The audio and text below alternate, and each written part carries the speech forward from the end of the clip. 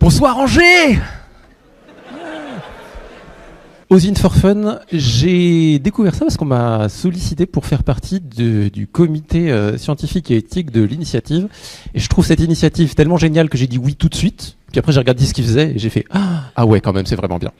Donc je vous invite vraiment, pour ceux qui se disent mais Ozine ça veut dire O-S-I-N, redis le nom, d'aller voir ce qu'ils font. Je vais me présenter. Donc je suis Florian Gouttière, je suis journaliste scientifique et je suis spécialisé dans l'analyse critique des études scientifiques. Les études scientifiques, il y en a plein qui sont publiées chaque jour. Il y en a un certain nombre qui n'auraient pas dû être publiées. Il y en a d'autres qui auraient dû être publiées, mais qui devraient vite être retirées. Donc mon travail, c'est de les lire, de les analyser et d'alerter soit mes rédactions, soit le grand public sur le fait que ce qui circule n'est pas tout à fait solide. Je suis aussi médiateur scientifique depuis très longtemps. Donc j'interviens auprès du grand public pour donner le goût des sciences et faire comprendre ce que sont les sciences. On a souvent des idées reçues à ce sujet, je vais y revenir tout à l'heure.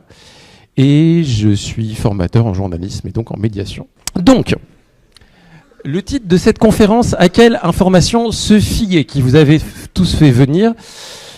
En fait, son vrai titre, pour être tout à fait honnête, c'est plutôt à quelle information scientifique se fier. Et là, il y en a plein qui font « Oh non, quel piège, je me suis fait arnaquer ».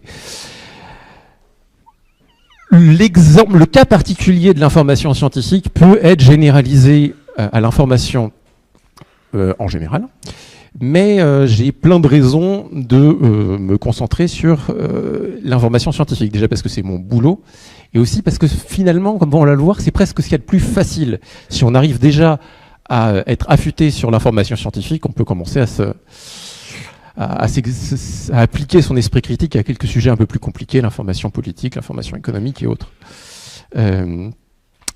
Alors, des exemples d'informations qui ont fait les gros titres des journaux ces 10 dernières années, qui m'ont donné, bon, pas forcément du fil à retordre, mais donc ça, vous voyez, sur France Info, il y a eu cet article. J'invente rien, hein, tout ce que je vais vous présenter ce soir est authentique. Vous allez vous dire non, mais si.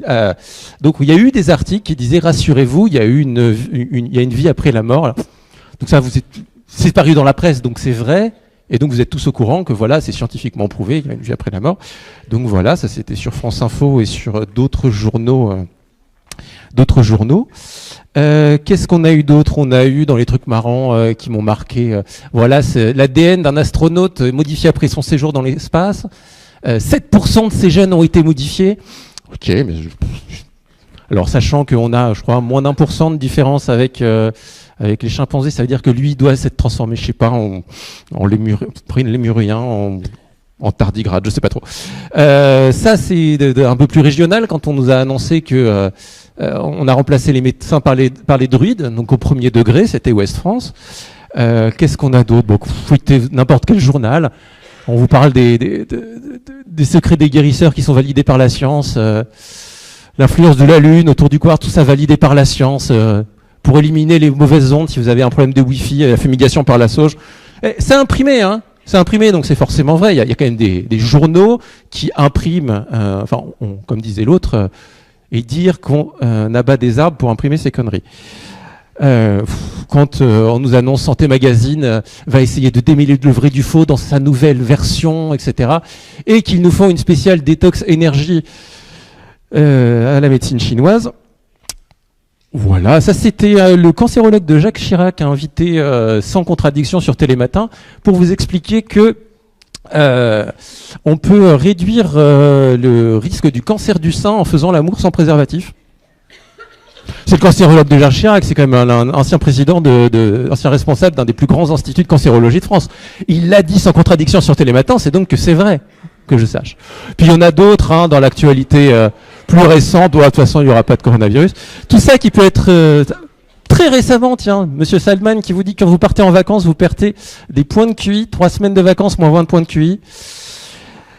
Et encore, c'est sans compter les week-ends d'intégration. Bon, voilà, tout ça peut se résumer en une image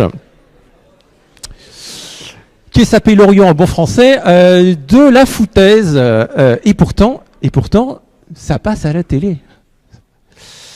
Alors qu'est-ce qu'on fait de ça? Moi, j'ai été recruté en 2012 sur France 5, au magazine de la santé, d'abord sur la partie web, actualité, et ensuite sur la partie télé. Je faisais des chroniques sur les idées reçues en médecine. Je prenais un sujet de médecine quelconque. Est-ce que c'est vrai que quand il y a des variations météo, eh bien, on a des rhumatismes douloureux, des choses comme ça, par exemple. Est-ce que c'est vrai que vivre un deuil augmente les risques de cancer, ou des choses comme ça? Alors, évidemment, quand vous faites un travail comme ça et que vous déconstruisez les idées reçues des gens, les gens sont toujours super contents qu'on leur donne des infos fiables et qu'on leur ait montré que ce qu'ils avaient toujours cru était faux. Ce qui donnait donc des réactions enthousiastes de la part des téléspectateurs. Évidemment. Alors, comment je suis arrivé là? Il faut savoir que je n'ai jamais voulu faire du journalisme santé. Moi, quand on m'a dit tu vas faire journalisme santé, jamais. J'ai séché à peu près tous les cours de journalisme santé à l'université parce que je me disais, en fait, un journaliste santé, c'est quoi? C'est quelqu'un qui va voir un médecin, qui lui fait est-ce qu'il faut prendre du Doliprane quand on a mal à la tête? Si vous vouliez avoir une information médicale, allez voir votre médecin. Ça sert à rien de demander à un journaliste d'être le passe-plat de l'information médicale. Et donc je suis arrivé au magazine de la santé pour un remplacement d'une semaine. Je me suis dit pas plus, je ne veux pas faire ce métier. Et durant cette semaine, j'ai vu quelles étaient les actualités qui étaient publiées sur le site du magazine de la santé. Et j'ai été assez effaré du fait qu'en fait, énormément de choses étaient, qui n'étaient pas tout à fait exactes, qui n'étaient pas tout à fait à jour, qui me semblaient refléter une vision de la pratique médicale et de la médecine qui datait des années 70-80 parfois. Il y avait des trucs très à jour, ou de l'enthousiasme pour des recherches qui clairement n'allaient pas passer le tournant de l'année. On allait forcément trouver que c'était des fraudes. Et donc je leur ai dit, je pense que vous diffusez des informations qui ne sont pas hyper fiables. Et plutôt que de me virer, ils m'ont embauché et ils m'ont donné ce job de vérificateur de l'information le matin. J'étais là pour, en conférence de rédaction, dire « je pense que cette étude, c'est de la merde ». Et je devais essayer de convaincre la rédaction qu'il ne fallait pas en parler à l'antenne. Ma force de conviction n'était pas toujours assez grande. Quelqu'un m'a un jour dit « si tu n'arrives pas à convaincre que tu as raison quand tu as raison, c'est une faute professionnelle ». Ça fait réfléchir. Mais c'est vrai qu'effectivement, normalement, mon job, c'est d'arriver à les convaincre que j'ai raison de ne pas parler de ce sujet, qui pourtant fait l'actu partout. Donc j'ai créé notamment à cette occasion la première rubrique à ma connaissance de fact-checking scientifique francophone qui s'appelait Du faux ou de l'info sur le site de l'émission. Et c'était très bien, mais il y a un moment j'avais dit c'est bon, la santé ça va 5 minutes. Pourquoi je me suis autant investi là-dedans quand même? Pour une bonne raison, c'est que en journalisme scientifique, je ne sais pas s'il y a une fausse information sur la distance entre un quasar et un trou noir, enfin le fait que ça soit 10 milliards d'années-lumière de distance ou pas, ça va pas changer votre vie. Par contre, s'il y a une fausse information sur un traitement contre le cancer, ça peut clairement avoir des conséquences fatales. J'aurais pu faire ça aussi sur les champignons. C'est vrai que se tromper de champignons, de dire celui-là est comestible et l'autre pas comestible, ça peut être fatal. Voilà. Donc en termes d'engagement citoyen, en termes de volonté d'avoir un minimum d'utilité sociale, je me suis quand même dit c'est quand même bien d'avoir de parler de santé malgré tout, quoi. Et quand même, en 2018, j'ai décidé de reprendre ma liberté et d'arrêter de parler de santé pour aller gambader dans les vertes prairies de l'insouciance. Et il y a eu un truc qui s'est appelé le Covid. Et Libération m'a appelé pour rejoindre leur service Check News pour quelques mois, le temps que la crise du Covid passe. Et donc j'ai accepté. Les 2 premières années, 96% des articles que j'ai écrits parlaient de santé. Bon, maintenant ça s'est un peu calmé, mais dur quand même. Bref, je pleure. Tout ça pour dire que je vais quand même pas mal parler de santé ce soir, mais pas que. Quand je vais parler d'information, à quelle information se fier, je parle de toutes les informations qui arrivent jusqu'à vous.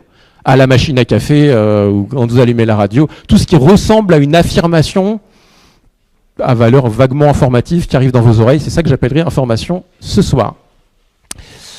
Alors, le sous-titre de la présentation, c'est calibrer son détecteur de foutaise ou à foutaise. On dit détecteur de métaux, donc ça doit être plutôt détecteur de foutaise. Alors, c'est quoi le détecteur de foutaise? Détecteur de foutaise, c'est un appareil qui a été inventé en 1812 par Alphonse de la Foutaise et qui a été breveté par Thomas Edison, qui fonctionne sur le courant alternatif. Et d'emblée, vous savez que je viens de dire de la merde. C'est la preuve que vous avez un détecteur de foutaise en vous qui fonctionne quand même très bien. Voilà. Le détecteur de foutaise, c'est cette antenne à conneries qui se trouve quelque part dans votre cerveau et qui ressemble pas tout à fait à ça. Alors, comment qu'on fait? Bonne question. Premier conseil, premier élément de base, tous les jeunes journalistes scientifiques qui passent entre les mains sont au courant de ça. Il faut avoir en tête que personne, surtout pas vous, surtout pas si vous êtes le champion du monde de l'esprit critique, de la zététique, de tout ce que vous voulez, n'est infaillible. On n'est jamais, jamais, au grand jamais, immunisé contre les gros pipeaux, en particulier de votre domaine de compétences. Moi, je faisais, encore une fois, quand je faisais le malin là, au journal, un jour, je vois passer une photo d'un aquarium qui avait explosé en Australie, et c'était dans un grand mall, un grand centre commercial, et il y avait donc notamment un requin qui avait été relargué dans le... Et je le montre à mon voisin de table, qui me regarde, il fait « Florian, pas toi. Pas toi. Pourquoi? Mais enfin, c'est évidemment faux. Pourquoi? Mais enfin, il n'y a pas assez de profondeur pour qu'il y ait un requin qui nage. L'aileron, il est au niveau du bas de l'escalator. Il faudrait qu'il y ait une marche. Ça marche pas. » Et lui, il avait automatiquement détecté. Mais moi, cette image-là, elle m'avait enthousiasmé. Je partageais avec mes voisins, comme on partage tous des conneries qui nous enthousiasment. On n'est jamais immunisé contre les gros pipeaux. Et la liste des très grands noms, incarnations de l'esprit critique qui se font berner comme des lapros de 3 semaines, serait trop longue. À ce soir, on peut citer par exemple l'inventeur du personnage de Sherlock Holmes, Conan Doyle, qui a écrit un livre entier sur les faits, parce que les faits sont parmi nous, ou l'avènement des faits. Parce qu'il avait vu des photos faites par 2 petites filles qui représentaient des faits dans le village de Cottingley, et lui il a dit mais c'est la preuve que nous sommes au début du XXe siècle, qu'il n'y aura plus jamais de guerre, que les faits sont parmi nous pour nous annoncer que la paix. Je crois 1910, 1911, un truc comme ça. Et alors on sait très bien ce que c'était. Hein, c'était des petites fées en carton découpées dans un livre pour enfants. Elles avaient pris l'appareil photo de papa, elles avaient pris une photo. Et quand on a donné à Conan Doyle cet album d'images pour enfants, alors dit regardez, c'est quand même les mêmes. Il a dit non, c'est juste la preuve que la dessinatrice a été inspirée par les fées. Et c'est donc une preuve que les fées existent, puisque une artiste a eu la vision des faits qui seraient vus dans le futur par ses enfants. Voilà, donc vous pouvez être le père de Sherlock Holmes et gober n'importe quoi. Il n'y a pas que le père de Sherlock Holmes qui gobe n'importe quoi. Je dis qu'il faut pas, il faut être conscient qu'on peut tous être faillibles, mais en tout cas se poser la question, c'est déjà bon signe. Il faut, c'est la deuxième leçon que je veux vous donner ce soir, être conscient qu'il y a du faux en circulation. Quand vous lisez quelque chose, il faut que dans votre tête, vous ayez quelque chose qui s'allume, que vous ayez votre troisième œil qui vous dit il existe une probabilité non nulle, peut-être infime, peut-être plus élevée, mais à vérifier, que cette information, même si elle est passée entre les mains de journalistes, elle soit erronée. Et juste avoir dans un coin de la tête que ce qu'on vous dit peut être faux, et en avoir conscience, et s'entraîner à se poser cette question, ça a l'air de rien, mais ça, c'est le prérequis pour tout le reste. Le troisième œil. Alors, il faut comprendre l'info pour pouvoir détecter le faux. D'où vient une affirmation? Entre quelles mains parle-t-elle? Le grand combat de ma vie, c'est le mot mésinformation. La mésinformation, c'est quoi? Je vais vous présenter d'abord ce qu'on va appeler la chaîne de l'information, la chaîne de l'information scientifique. Imaginons qu'il y a une découverte qui est faite par des chercheurs. Ils ont mis tout en œuvre pour vérifier que cette découverte avait été bien faite, et ils sont très contents, ils communiquent dessus. Alors ça peut passer par un service de presse, après avoir publié dans une grande revue scientifique. Les journalistes prennent ce qui a été donné dans le service de presse, les médecins lisent les journaux ou lisent directement les publications. secrétaire de rédaction qui change un peu le titre du journal pour le rendre plus intéressant pour le grand public. Vous le voyez sur les réseaux sociaux et ça arrive juste à vous. Chaîne de l'information classique. Voici la chaîne de la mésinformation. Ah, c'est dans l'autre sens là. Voilà, la chaîne de la mésinformation. C'est la même chose, sauf que à chaque maillon, on vérifie pas ou on met pas tout en œuvre pour vérifier qu'on n'est pas en train de dire des conneries. Le chercheur qui a fait une expérience avec des souris dont la moitié était trop près d'un radiateur, et donc forcément, quand vous comparez le groupe A et le groupe B, il y en a un qui a l'air vachement mieux portant. Ah, tu m'étonnes. Ça, c'est beaucoup. J'ai eu plusieurs témoignages à chaque fois que je leur cette anecdote de chercheurs à la fin des conférences qui disent « mais ça nous est arrivé dans notre laboratoire ». Le service de presse qui déforme l'info, le journaliste qui comprend que dalle et qui rend compte de ce qu'il croit avoir compris, etc., etc. Et ça arrive jusqu'à nous, tout pareil. En gros, le maillon faible, c'est vous, c'est moi, c'est tout le monde dans cette affaire. Donc, avoir conscience que tout le monde peut se tromper, il y a plein de façons de se sensibiliser au fait que tout le monde peut se tromper. On peut se regarder des illusions d'optique et montrer que notre système, notre cortex visuel est pas du tout opérant. Là, les lignes grises sont parallèles, mais il ne faut pas croire ce que vos yeux vous montrent. C'est que des cercles concentriques, c'est pas une spirale. Se confronter à ce genre de choses, ça vous montre que déjà, il ne faut pas forcément croire ce que vous voyez, que votre cerveau réinterprète peut-être les choses qui sont soumises à sa sagacité. Ça peut être plus subtil. J'aime bien raconter l'histoire de Monsieur Blondelot. Monsieur Blondelot, qui est l'inventeur des rayons N.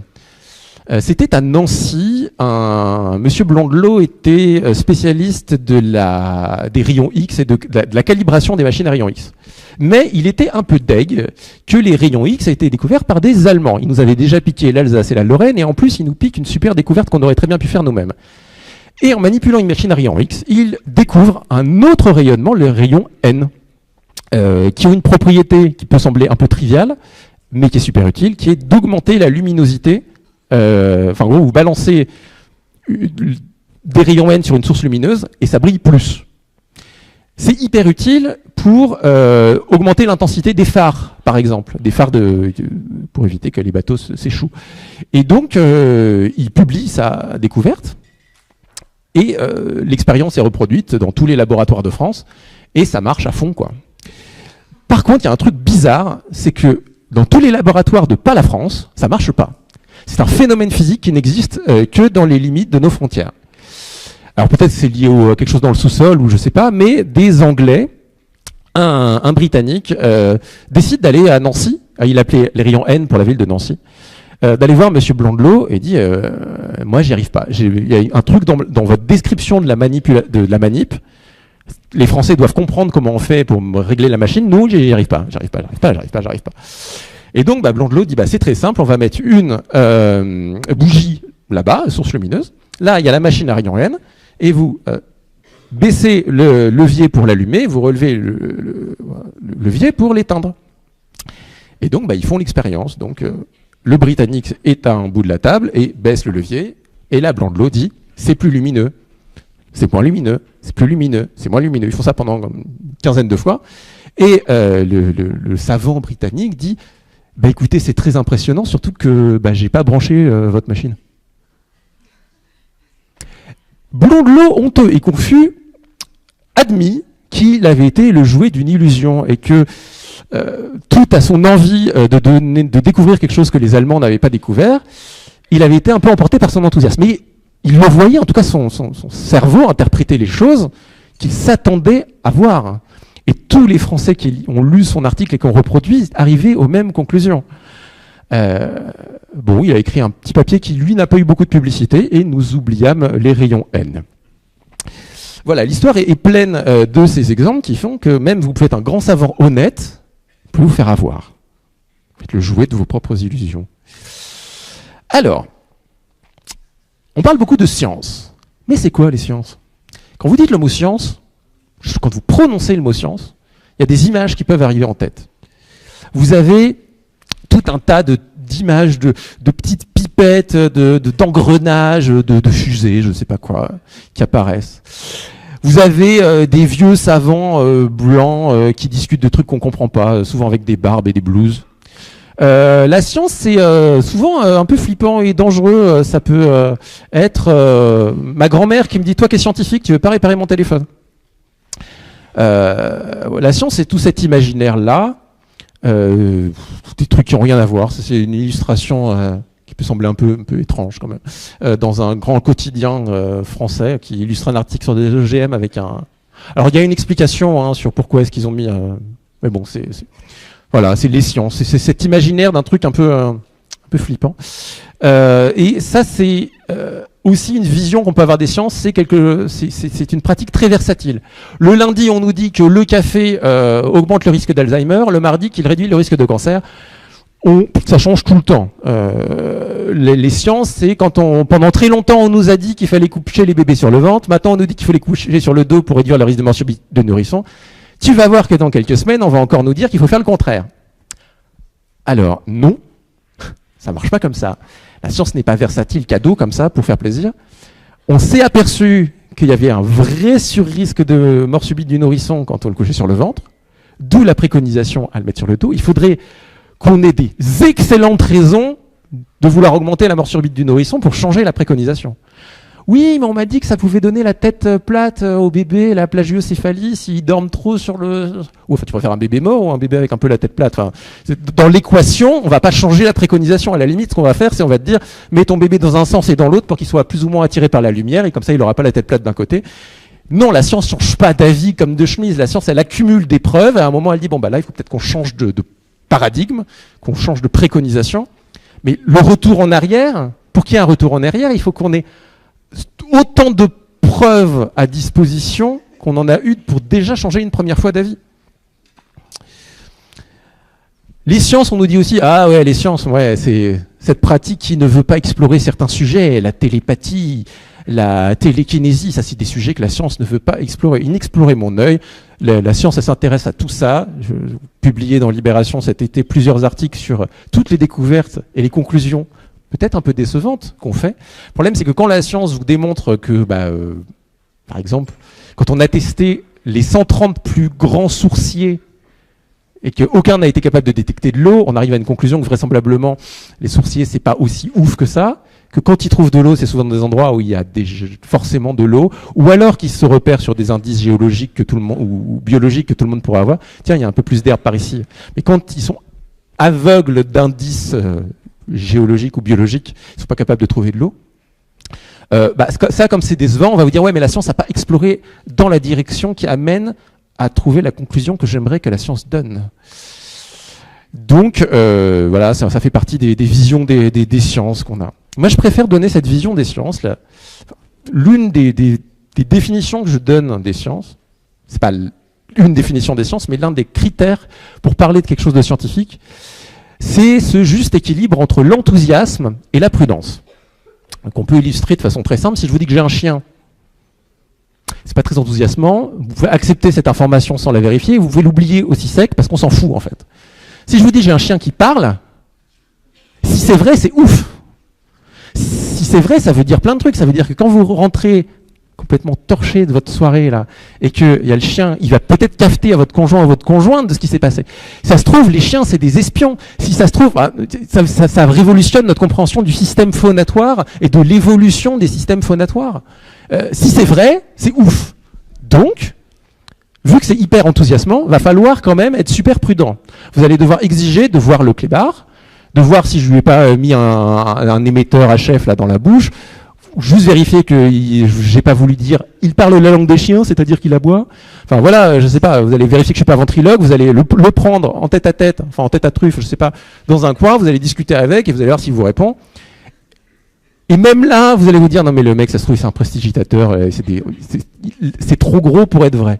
Le juste équilibre entre l'enthousiasme et la prudence, c'est ce chercheur parisien qui était vachement étonné que des plaques photographiques dans un papier fermé soient capables d'imprimer des photos de pierres qui étaient placées en face sans même qu'ils sortent l'appareil photo. Il dit c'est complètement paranormal, j'ai des pierres qui s'impriment sur des plaques photographiques alors que j'ai même pas déballé les plaques photographiques. je publie tout de suite, parce que c'est hyper enthousiasmant, ou je demande à mes collègues d'essayer de me donner tort. Et il a demandé à ses collègues d'essayer de lui donner tort, et il a vraiment découvert un phénomène paranormal. La pierre s'imprimait vraiment sur la plaque photographique.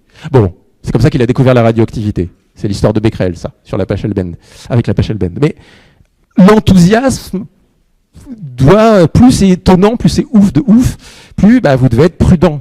Et ça marche dans cette démarche de pensée qui devrait être celle de tous les scientifiques, qui devrait permettre de mériter le qualificatif de scientifique, peut s'appliquer dans votre vie de tous les jours. Voilà, cette expression « tout mettre en œuvre pour essayer de se donner tort ». Vous faites une découverte, vous pensez avoir raison. Ces chercheurs qui pensaient avoir trouvé des bactéries qui étaient capables de survivre dans l'estomac, la communauté scientifique leur rionnait, leur dit des bactéries qui survivent dans l'estomac. Vous vous rendez compte? Vous savez le pH de l'estomac, l'acidité de l'estomac, ça n'a aucun sens. Si vous démontrez que c'est vrai, cadeau, vous avez le prix Nobel. Bon, ils ont découvert Helicobacter pylori, ils ont le prix Nobel. Mais tout mettre en œuvre pour essayer de se donner tort, ça, c'est la base de la démarche scientifique. Gardez ça en tête parce que quand vous avez une information qui arrive jusqu'à vous et qui est étiquetée scientifique, qui a une odeur de science, on vous dit, oui, des chercheurs ont dit, demandez-vous, est-ce qu'ils ont mis tout en œuvre pour essayer de se donner tort? Et est-ce que nous, à l'autre bout, quand on a cette info, on a les preuves qu'ils ont tout mis en œuvre pour essayer de se donner tort? Alors, je vais passer sur pas mal de choses. Je vais essayer d'aller vite parce que j'ai plein de choses à vous dire. Les études, quand on vous dit selon une étude américaine, ça peut être plein de choses une étude. Ça peut être des études bien ficelées. Ça peut être des études bien ficelées de plein d'ordres différents. Hein. Ça peut être des études de cas, ça peut être des études où on a comparé des groupes, ça peut être des études où on a mis deux groupes qu'on a sélectionnés aléatoirement. La qualité des preuves peut varier énormément en fonction de la nature de l'étude. Donc quand on vous dit une étude, si ça se trouve, c'est une toute petite étude de cas, c'est-à-dire on a observé que cette personne réagissait de telle façon, mais on n'a pas approfondi, on n'a pas essayé complètement d'investiguer le sujet jusqu'au bout, pas aussi rigoureusement que quand on prend 200 000 personnes qu'on va suivre pendant 20 ans pour vérifier une corrélation entre leur alimentation et le cancer. Alors ça peut être donc des études qui sont involontairement mal ficelées, des études qui sont intentionnellement mal ficelées. La fraude, c'est pas si fréquent, c'est moins de 5% de la littérature scientifique. Mais bon, ça peut arriver jusqu'à nous, avec des résultats super enthousiasmants. Je vous conseille ce très bon livre, La survie triquée, qui explique toutes les raisons et toutes les manières qu'on a de frauder. Il y a les études dont on ne publie pas les détails techniques, donc ça c'est complètement inutile pour le reste de la communauté, puisqu'on ne peut pas reproduire les résultats. Si ça se trouve c'est vrai, ça se trouve c'est faux. Et comme personne ne retestera, vous vous trouvez avec dans l'actualité, une étude prouve que, mais personne ne pourra vérifier si c'est vrai. Des experts qui font des découvertes et qui disent je crois que, de par ma pratique, j'ai l'impression que, mais qui ne vont pas mener une vraie étude pour analyser ça. Il peut y avoir plein d'autres choses. Par exemple, moi je suis l'auteur d'une découverte qui est que la confiture de Mirabelle, si vous l'étalez sur votre peau, ça fait une belle peau. C'est mieux que mon histoire de vaseline aux souris, et ça je le sais. Je suis sûr que je peux arriver à passer sur pas mal de télé et de radio pour balancer ça. Et personne ne me demandera, mais quel protocole vous avez mis en place pour vérifier que c'est vrai? Le protocole que j'ai fait, c'est que j'ai pris les lettres du mot Mirabelle, et j'ai regardé si on pouvait faire un anagramme, et j'ai vu qu'on ça faisait embellira. Et en tant qu'anagrammologue, je suis convaincu que c'est vrai, que ça ne peut pas être le fruit du hasard. Voilà, mon étude, ma publication, pourrait très bien se limiter à ça, ou en tout cas ma présence dans les médias pourrait se limiter. Franchement, c'est beaucoup plus exigeant que beaucoup des trucs dont je vous ai parlé tout à l'heure. Mais à la limite, ça se trouve c'est vrai que la Mirabelle fait une belle peau, mais j'ai pas fait une vraie étude pour comparer. Il y a le sénateur Ramos qui était passé sur ses politiques pour dire regardez, dans l'alimentation bio, même dans l'alimentation bio, tous les aliments bio que j'ai trouvés dans le supermarché contiennent du E330. E330 qui est considéré comme le produit, l'additif le plus cancérigène par l'Institut Gustave Roussy. Bon. Et il a sorti la liste des produits cancérigènes de l'Institut Gustave Roussy qu'un de ses assistants avait trouvé sur Internet, il la présente à l'antenne. Tout le monde dit c'est scandaleux, etc. Et moi, derrière mon écran, j'ai fait oh non, pas le retour du citron qui tue. Pourquoi? Parce que quand j'étais petit, j'habitais dans le Val-de-Marne, où se trouve l'Institut Gustave Roussy. Et comme Tout le monde dans le Val-de-Marne, on a reçu dans les années 80 dans notre boîte aux lettres un petit papier qui listait les additifs les plus cancérigènes du monde. Le E330, c'est l'acide citrique, c'est le jus de citron, quoi. C'est un mauvais canular, une sale blague qui date, à tel point qu'au début d'Internet, quand vous alliez sur le site de l'Institut Gustave Roussy, le bandeau déroulant, c'était « Nous ne sommes pas à l'origine de cette connerie ». Oh, c'était dit en des termes un peu plus académiques, mais aujourd'hui encore, si vous cherchez une liste des additifs cancérigènes sur Internet, pour une émission de télé, quand vous êtes assistant parlementaire, vous allez tomber sur cette liste.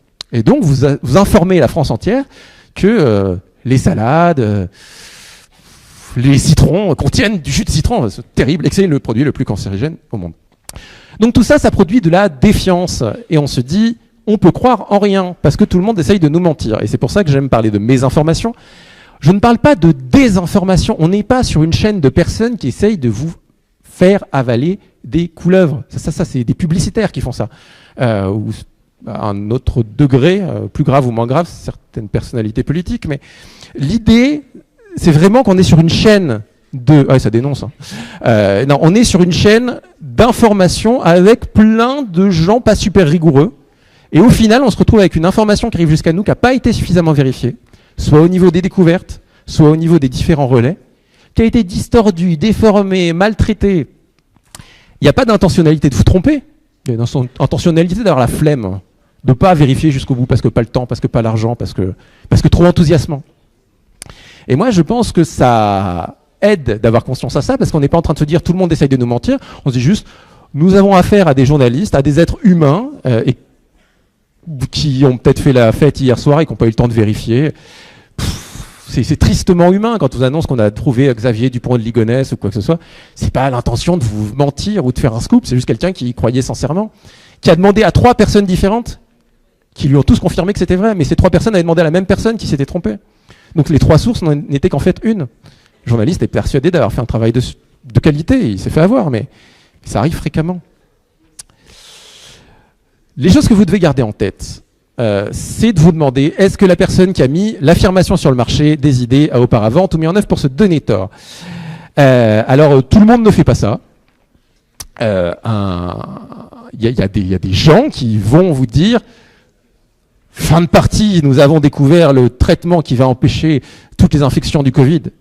Quand vous regardez la qualité de l'étude en question, vous pouvez voir qu'il n'a pas tout mis en œuvre pour essayer de se donner tort. Je voulais vous rajouter cette information au passage. Il y a des travaux intéressants. On a pris tous les articles de la presse française qui parlaient de science, publiés une année. On a regardé 10 ans plus tard que disait la science de ces articles, de ce contenu. À un moment, on a annoncé telle molécule va avoir tel effet sur le VIH, telle molécule va avoir tel effet de ceci, on a fait telle découverte. 10 ans plus tard, il y a 2/3 des études dont la presse parle qui se trouvent invalidées. C'est-à-dire que là, si vous prenez tout l'actu scientifique, dans 10 ans, il y a les 2/3 de ce que vous avez dit. Ah, t'as vu, j'ai appris un truc incroyable aujourd'hui. Ce dont vous avez parlé à la machine à café, il y a 2 chances sur 3 qu'en fait, c'était pas si ouf. Pas si ouf ou complètement faux. Pourquoi ? Tout simplement parce que les journalistes médiatisent les trucs les plus enthousiasmants et que les trucs les plus enthousiasmants sont souvent des faux positifs ou ponctuellement des fraudes. Ça n'est pas une volonté de vous tromper. C'est juste que, ça ne veut pas dire qu'il y a 2/3 de la publication scientifique qui est fausse. C'est 2/3 de la publication scientifique médiatisée, les trucs les plus étonnants. Or, plus c'est enthousiasmant, plus on devrait être prudent. Vous voyez, tout est cohérent. Mérite le qualificatif de scientifique une démarche cumulative, collective et corrective. Les sciences, c'est des gens qui font des découvertes, qui croient avoir fait des découvertes, et qui mettent leurs résultats à disposition de la collectivité pour qu'ils les vérifient. Donc ça peut amener à être corrigé. C'est pas un chercheur. Si vous faites face à un chercheur dans son laboratoire, dans son coin, dont seule son équipe produit ce résultat, on n'est pas dans quelque chose de collectif. S'il ne publie pas les données qui permettent de reproduire, il ne s'ouvre pas au correctif. Et puis si personne ne peut vérifier, on ne peut pas accumuler des preuves. Ça restera toujours une étude isolée. Une étude isolée ne prouve rien. Moi, je peux vous trouver. Si vous me dites, est-ce qu'il existe une étude qui prouve que, je sais pas moi, l'homéopathie permet de limiter le rhume. Mais évidemment que cette étude existe. C'était une l'étude qui dit le contraire existe aussi. Des études pourries, des études faites sur des échantillons de 3 lapins et 4 poulets qui ont été mal faites, qui ont été publiées, elles existent. Est-ce qu'elles sont... L'important, c'est de regarder l'accumulation de ça, la pyramide des preuves qui s'est accumulée. S'il n'y a pas d'un travail cumulatif, collectif et correctif, c'est pas scientifique.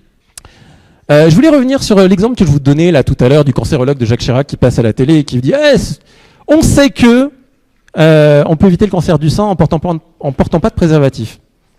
J'ai fait un très gros article pour France Télévisions qui s'appelait le professeur David Caillac prend ses fantasmes pour des réalités. Parce que c'était pas le truc le plus dingue qu'il disait, mais celui-là mérite l'exemple. Il y a une étude sur laquelle il se base. 2 études. Menées par le même mec. En fait, voilà, peu importe. Mais alors, c'est un prêtre macédonien dans les années 70 qui a, ça commence bien, hein, qui a comparé un groupe de prostituées et un groupe de nonnes. C'est de cet ordre-là. Les détails sont peut-être légèrement différents, mais et il a remarqué donc que les nonnes avaient moins de cancer de sein que les prostituées, qui elles portaient des préservatifs dans le cadre de leur... C'est genre un échantillon de 8 femmes et 8 femmes, hein, le truc hyper représentatif. Et puis il s'est pas dit, non mais il y a peut-être des facteurs confondants, peut-être qu'elles sont exposées à d'autres sources, peut-être qu'elles fument plus. Non, ne vous encombrez pas d'essayer de vous donner tort ou d'essayer de trouver des réflexions alternatives. Il avait un truc à démontrer, le préservatif c'est le mal. Et en plus c'est pas très bon pour la croissance démographique. Et donc il publie ce truc. C'est prêtre macédonien. Et ça a eu tellement de succès dans les milieux intégristes que l'OMS a dû monter des campagnes de tests pour essayer de faire une vraie expérience. Évidemment, ça n'a aucun lien, hein, mais ils ont dépensé un sacré paquet de pognon pour donner tort à un type qui ne s'était pas donné la peine de se donner tort. Et dans les années 2010, on a un mec qui vient à la télévision vous balancer cette merde, invalidée, invérifiée. Pourquoi c'est publié dans une étude? Voilà, le niveau d'exigence de certaines personnes qui ont des hautes responsabilités. Comme je suis journaliste scientifique, j'ai oublié de vous dire 2-3 trucs. Je vous ai dit que les sciences, c'était un objet facile à analyser, à investiguer. Les sciences, c'est pas n'importe quel objet journalistique. L'information peut pas être traitée scientifique, ça peut pas être traité de la même façon que n'importe quelle information. Pourquoi? Déjà, pour la temporalité de l'information. Une découverte doit être vérifiée. Un petit groupe de chercheurs peut avoir eu l'impression d'avoir découvert un truc cool, cumulatif, collectif, correctif, il faut qu'il y ait la collectivité qui essaye de vérifier si c'est vrai. Faut pas trop s'enthousiasmer, il faut manier vachement facilement le conditionnel hein, quand il y a une nouvelle étude qui vient de sortir. Soit on parle d'un sujet sur lequel il y a une quantité de données énorme, par exemple, il y a une quantité de données énorme sur le lien entre tabagisme et cancer. Si quelqu'un arrive et dit alors moi j'ai fait fumer des rats et il y en a aucun qui a développé le cancer au bout de 3 jours. Non mais je vous dis mais c'est des fois de ce niveau-là les trucs qui vont passer sur des médias de piètre qualité exclusivement. Voilà, en tant que citoyen, en tant que journaliste, on peut se référer à l'accumulation des données qui ont déjà été publiées. Je me souviens, il n'y a pas tellement longtemps, il y a eu un article. Pour la première fois, une étude montre que la Lune a une influence sur le sommeil. Ouais, mais attends, ça veut dire quoi pour la première fois une étude montre? C'est la première fois qu'on mène une étude sur ce sujet? Ou c'est la première fois qu'une étude montre le contraire de ce que 60 ans d'études montrent? Parce que ça ne veut pas du tout dire la même chose, en fait. Et les énoncés scientifiques ne sont pas des opinions. Si il y a un chercheur qui me dit oui, il y a un réchauffement climatique, et un autre qui me dit ah non moi j'y crois pas, bah c'est pas oui moi je suis pour la corrida, moi je suis contre la corrida.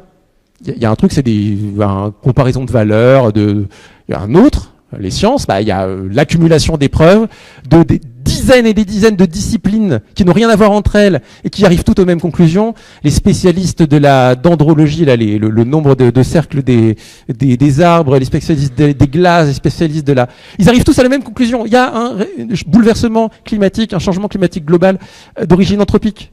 Et en face, il y a un type qui dit ouais non mais moi j'y crois pas, c'est mauvais pour l'économie. Tu peux pas donner la parole aux deux. C'est exactement comme si tu dis 50 minutes on fait une télé sur un cours de géographie, 30 minutes pour la Terre plate, 30 minutes pour la Terre sphérique aplatie au pôle. Si on part là-dessus, C'est pas du tout fait, hein. C'est pas du tout équilibré. Il faudrait 10 minutes pour la Terre aplatie au pôle, 10 minutes pour la Terre plate, 10 minutes pour la Terre en forme de donut, 10 minutes pour la Terre en forme de banane, 10 minutes pour la Terre en forme de pyramide. Toutes les opinions se valent, je crois. Non, ah non, en science, bah non, en science, non. Il y a des preuves scientifiques patiemment accumulées. C'est marrant parce que dans une librairie, dans une bibliothèque, on s'attend pas au rayon Atlas à tomber sur des livres sur la Terre plate. On tombe que des livres de géographie. Et pourtant, dans les rayonnages des bibliothèques, on tombe sur des trucs de médecine alternative. Quand on les lit, qui vont à l'encontre de tout ce qu'on sait en biologie, de tout ce qu'on sait en médecine, des choses qui ont été réfutées, invalidées par des centaines d'études scientifiques qui ont coûté un fric fou, mais non, ça va, ça a le droit de citer dans nos bibliothèques. Bizarre. Pourquoi est-ce que ce qui est intolérable en géographie peut être toléré en santé publique? Je laisse cette considération à votre réflexion. Voilà, c'est pour ça que dans ce contexte, quand il y a en 2020 un certain Didier Raoult qui nous sort une étude sur le coronavirus, j'ai pu être le premier journaliste français à écrire cet article.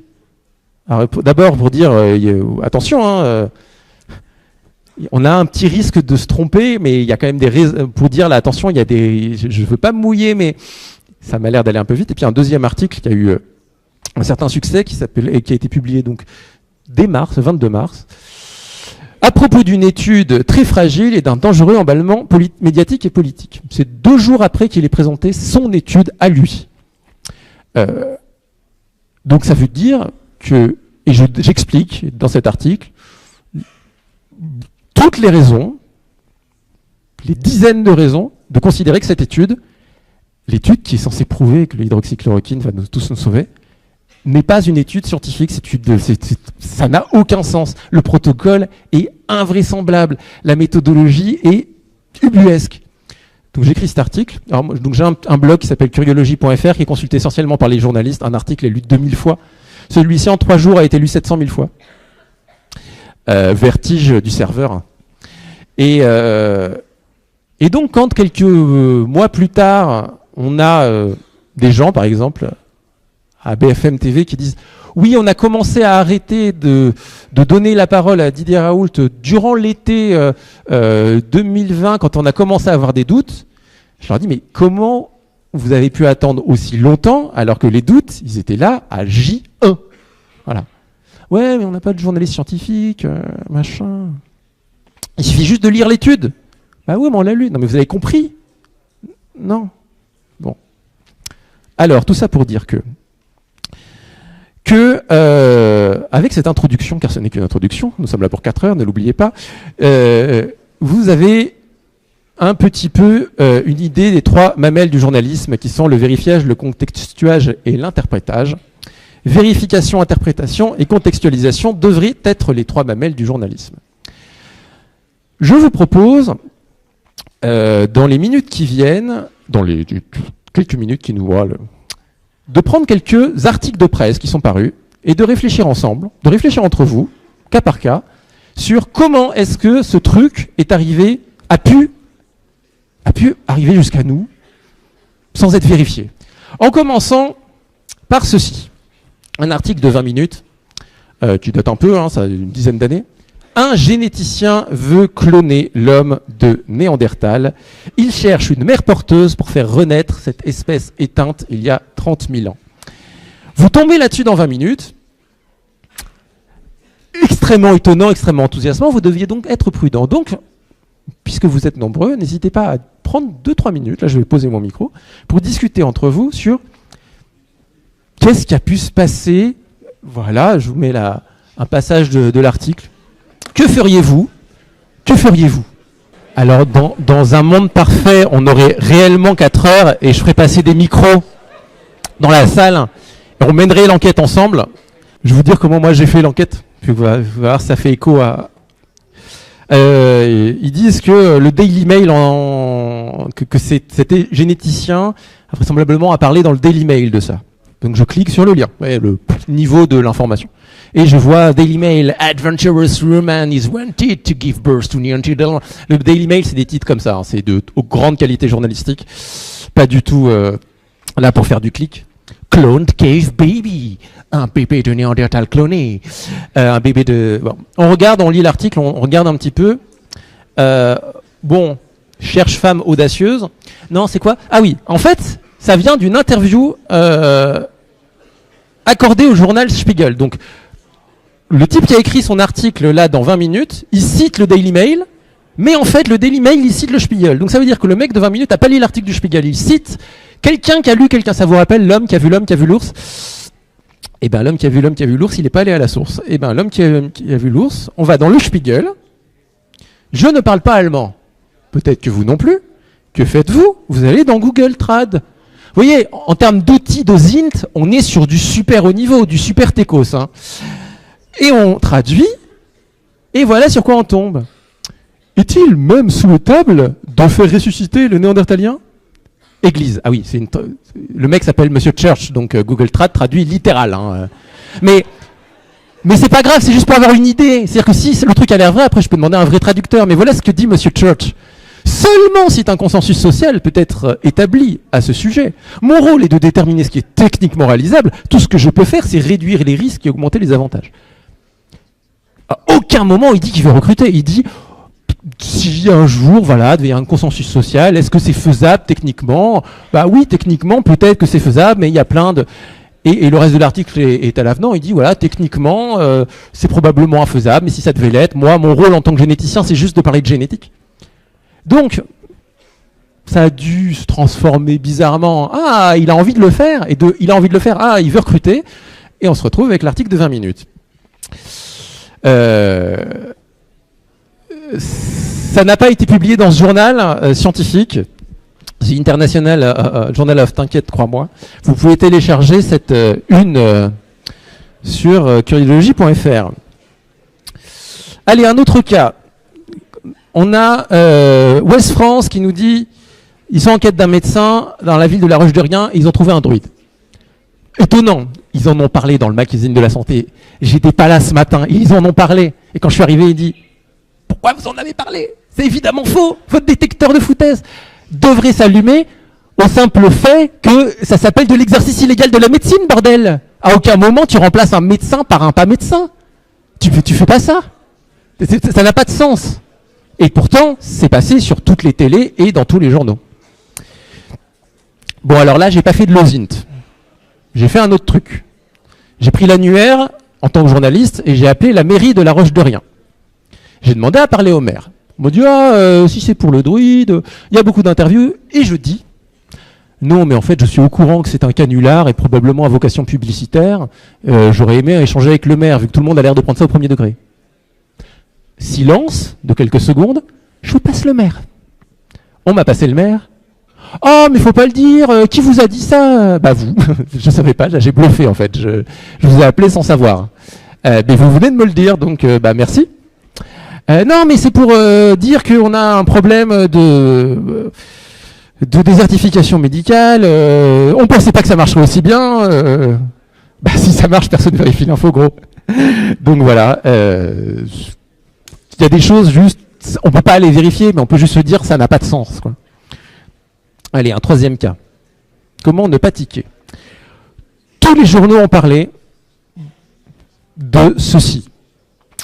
Tout le monde, les journaux en ont parlé parce qu'ils ont tous repris une dépêche de l'AFP. La maladie de Lyme, il y a une étude qui vante les vertus d'une pommade antibiotique.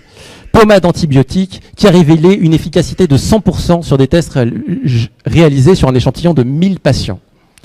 Donc là, on parle d'une maladie qui est quand même pas très sympa, qui est vectorisée par les tiques.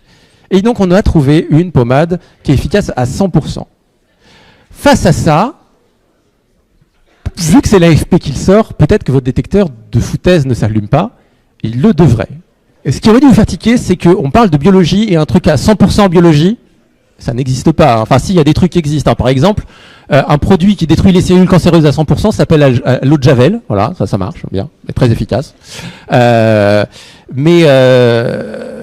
en termes d'utilité clinique, c'est moins utile forcément. Mais un truc efficace à 100%, c'est incroyable. Ça veut dire que ils ont trouvé 1000 patients atteints de la maladie de Lyme et les 1000, ils ont...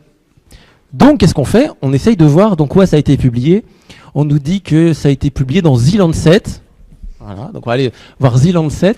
Et puis après, on nous dit, non, en fait, ça a été publié dans The Lancet Infectious Disease, qui sont en fait deux revues différentes, mais a priori, l'auteur de la dépêche connaît pas la différence. Bon, c'est pas grave, mais dans laquelle? Bon, c'est dans la deuxième. Alors on y va.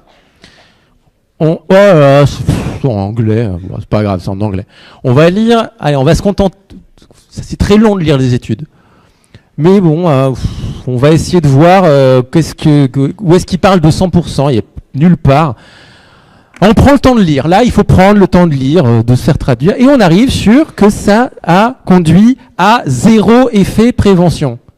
100% inefficace. Il est là, le 100%. 100% inefficace, c'est transformé en 100% efficace. Voilà. Ah, c'est 2 lettres, ça va.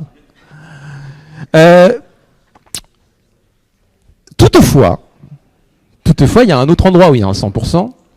Il y a un sous-groupe dans l'analyse qu'ils ont fait a posteriori. C'est-à-dire qu'ils ont pris tous les gens qui avaient participé à l'essai et ils ont remarqué que dans un sous-groupe qu'ils ont défini a posteriori, c'est pas du tout l'objet de l'étude, ça pouvait être par exemple tous les gauchers de plus de 40 ans qui s'appelaient, dont le prénom commençait par M, c'est un sous-groupe. Et bien ils sont aperçus que chez eux il y avait une réaction qui semblait être plutôt effet contre la maladie de Lyme. Et donc, quelqu'un d'honnête dirait, ok, ce sous-groupe a l'air un peu bizarre, mais il faudrait refaire une étude uniquement consacrée sur un échantillon de gens comme ça, gauchers de plus de 40 ans dont le prénom commence par M. À la limite, peut-être qu'il y a un effet, je ne sais pas. Mais on mène une nouvelle étude. La malhonnêteté, c'est de dire, non, mais en triturant les données, on a trouvé un sous-groupe chez qui ça marche, donc notre produit marche. Ça, c'est malhonnête, ça s'appelle du harking. Émettre des hypothèses après que les résultats aient été collectés, c'est juste de la merde, ça n'est pas de la science, c'est de la fraude. Voilà, c'est hypothesizing after results are known, c'est de la piraterie, mais ça se fait souvent, ça se fait souvent. Bon, j'ouvre une petite parenthèse, là on parlait d'une dépêche AFP. Il y a une analyse qui a été faite de 850 000 articles de sites d'information qui ont été collectés entre 2013 et 2017. Il y a 1/5 qui était que des copier-coller de dépêches. Donc 1/5 de ce qui est publié dans les journaux, c'est juste la chose que vous pourriez lire dans n'importe quel journal. On s'est abonné à un service de presse, on copie-colle. 37%, c'est 80% à 99% de copier-coller. Donc c'est-à-dire qu'en gros, on reprend des dépêches, mais on reformule histoire d'avoir l'air un peu original. On change le titre, quoi. En moyenne, un article en ligne contient 64% de copier-coller d'agences de presse. Seul 1/5 des articles de presse sont originaux. Donc s'il y a une connerie qui est faite par un journaliste un peu fatigué, qui confond efficace et inefficace, ça va inonder la toile. Voilà pourquoi je vous dis qu'il faut être conscient que le faux peut arriver jusqu'à vos oreilles ou vos yeux. Parce que c'est très fréquent.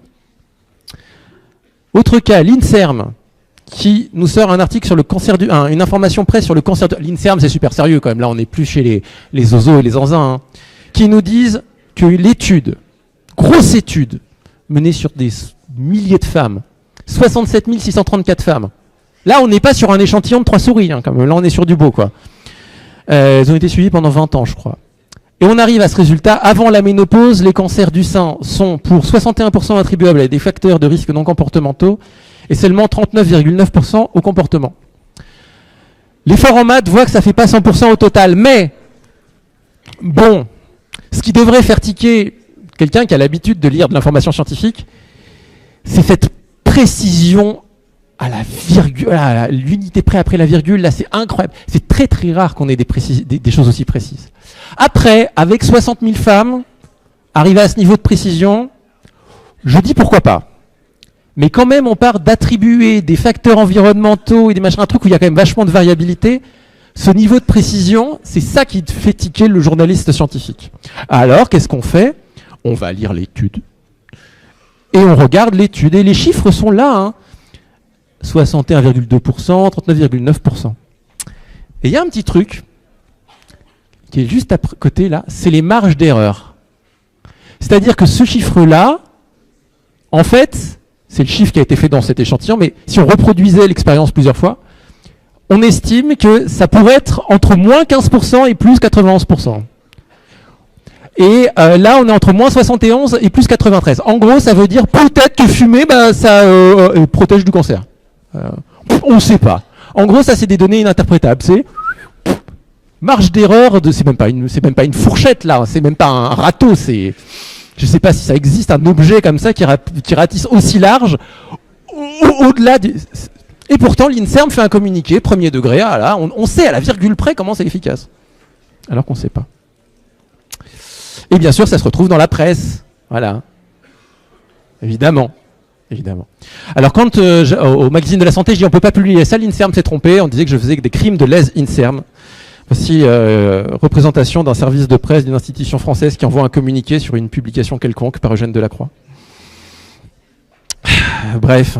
Maillon du service de com, il y a une étude qui a été menée pour savoir d'où venait la distorsion de l'information. L'essentiel des distorsions de l'information sont le fait des services de com des universités.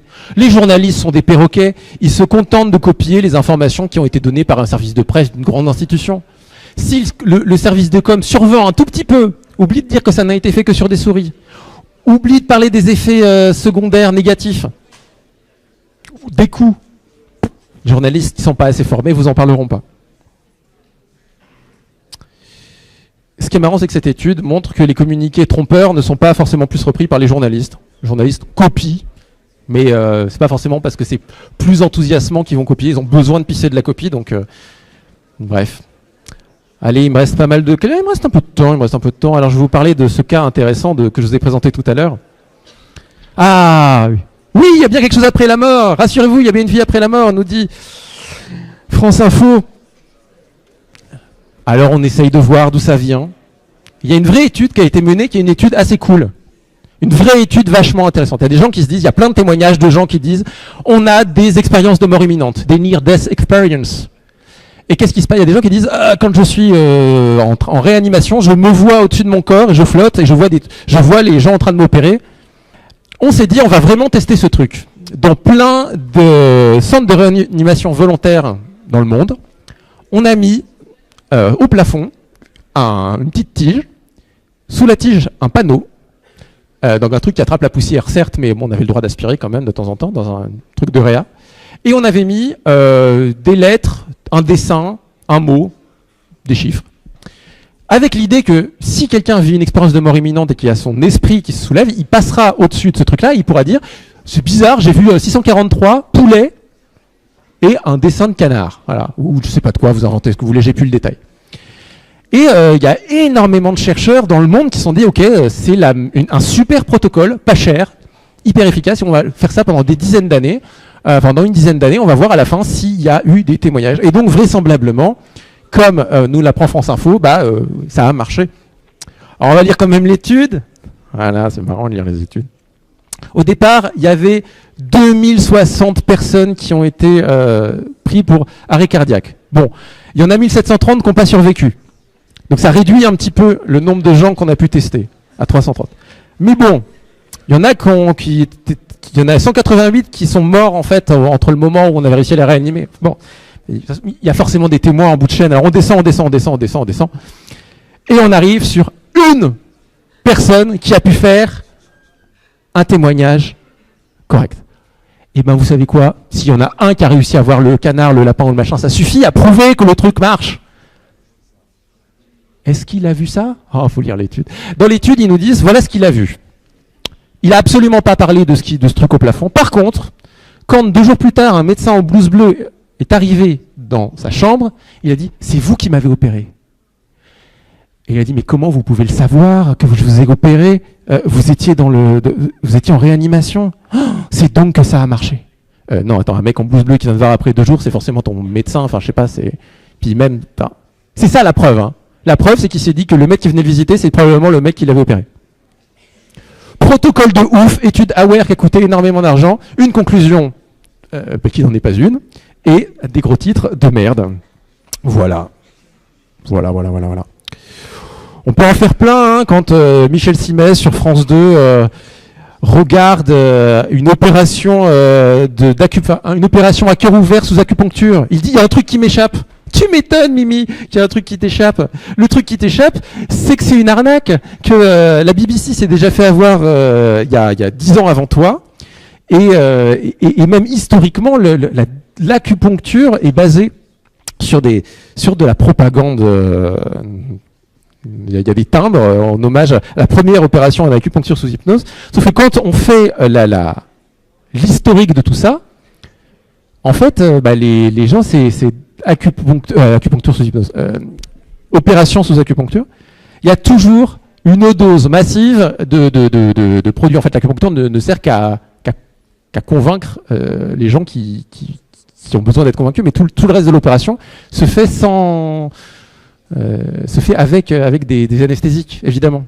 Et donc, lorsque la BBC s'est fait avoir, il y a plein d'anesthésistes qui ont dit, mais on voit à la réaction du mec qu'il est sous tel produit, sous fentanyl, je sais plus quoi. Et donc, même si 10 ans avant quelqu'un s'est fait avoir, sur France 2, on vous présente ça comme les pouvoirs extraordinaires du corps humain.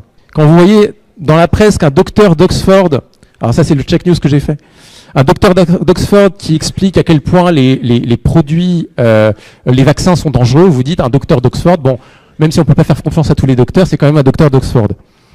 Contextualiser les choses. Lorsque un docteur, ça veut dire qu'on a un doctorat, ça veut pas dire qu'on est médecin. Lui, il est docteur en génie civil. Et il est pas Oxford, il est Oxford dans l'Ohio, c'est une ville qui s'appelle Oxford dans l'Ohio.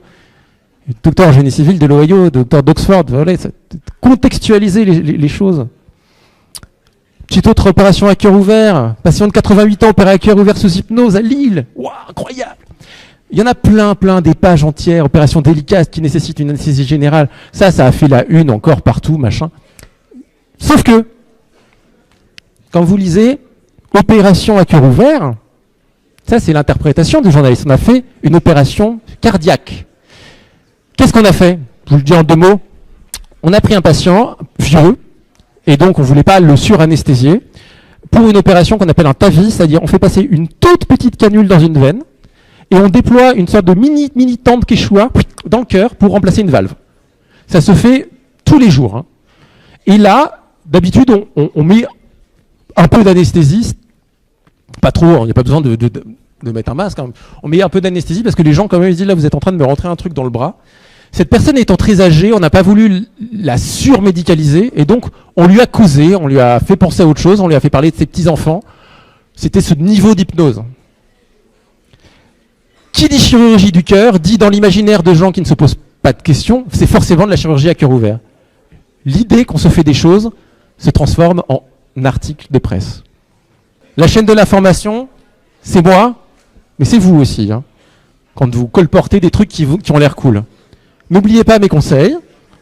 Posez-vous la question, est-ce que la personne qui a mis cette affirmation sur le marché des idées a tout mis en œuvre pour se donner tort?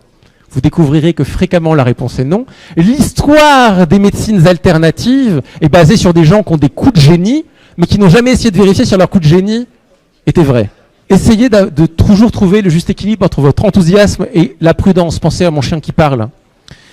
Gardez à l'esprit que pour mériter le qualificatif de scientifique, on doit parler de quelque chose de cumulatif, collectif et de correctif. Si ça, vous l'avez en tête, vous allez être d'un sacré détecteur à foutaise. C'est tout pour moi.